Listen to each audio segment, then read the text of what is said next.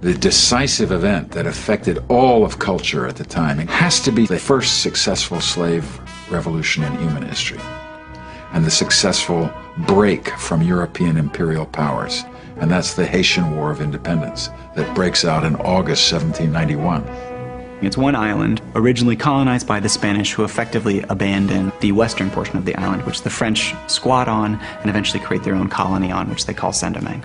The other thing I think just to remember is that this was the most successful colony in the Americas. I mean, we think of it today as it's a poorest nation in the Americas. It's always talked about in those terms. At that time, it really was the richest site. It wasn't a nation of its own, but the richest colony in the Americas. The productivity was enormous. So for every, in a sense, empire in the Americas, in a sense, had their eye on it, would have loved to be able to take control of that sector of the economy.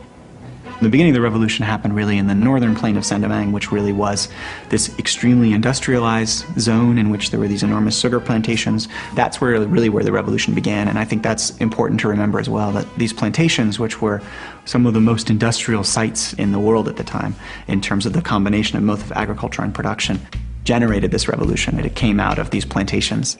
The first stage of the revolution in 1791 was essentially about the slaves establishing control over these plantation domains. They transformed these wealthy plantations into their camps.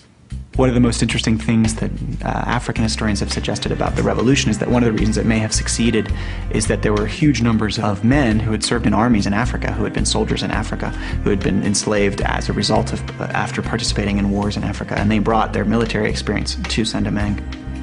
1793, Britain and France went to war, and Britain saw a chance to do two things in one go: to seize this very wealthy territory for itself, away from its enemy France, and to suppress the slave revolt before it could spread to Jamaica, which was very close by. Huge British force headed for Saint-Domingue, and for 5 years they fought the rebel slaves there who came under the leadership of Toussaint Louverture, the great Haitian leader, and they lost. The attempted repression of that revolt involved hundreds of thousands of English boys and young men who were shipped off to Haiti. And there they will meet at the other end of a bayonet or the other end of a machete, the historic indignation of slaves fighting for freedom. And it's a huge trauma to the English people. This was a case where an army of rebel slaves had defeated the army of the world's superpower, which was also the world's greatest slave trading nation. And it was a great shock.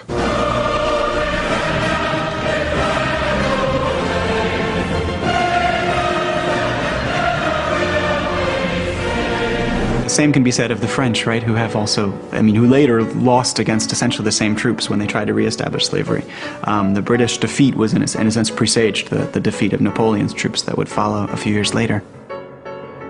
This revolution seemed kind of unthinkable for a lot of thinkers. Anyway, the idea that this was happening in some ways, the idea that slaves would become generals and leaders of a revolution and would defeat these armies, it was just really hard to kind of fit into what they believed and what they saw. Now, a lot of people, of course, did think about it and brought it into their reality.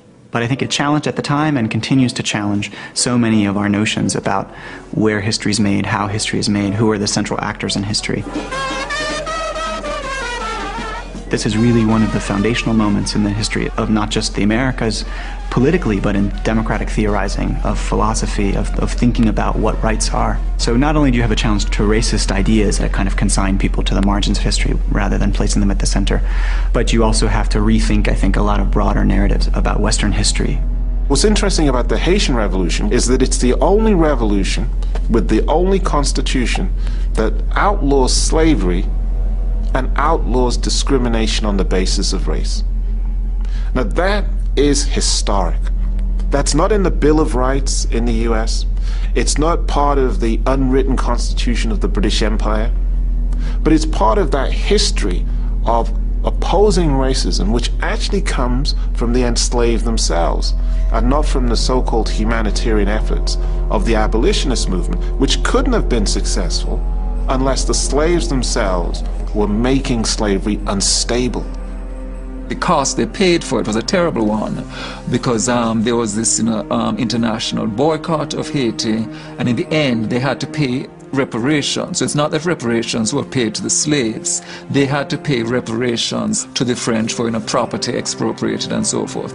I mean, one of the reasons that Haiti is today the poorest country in the Western Hemisphere comes out of this, that they do this tremendous historical feat. So here's the only successful slave revolution in history, and basically, okay, we are going to make sure that the contagion of your example does not spread to the United States, does not spread to Latin America. We're going to isolate you, we're going to quarantine you, we're going to make you pay.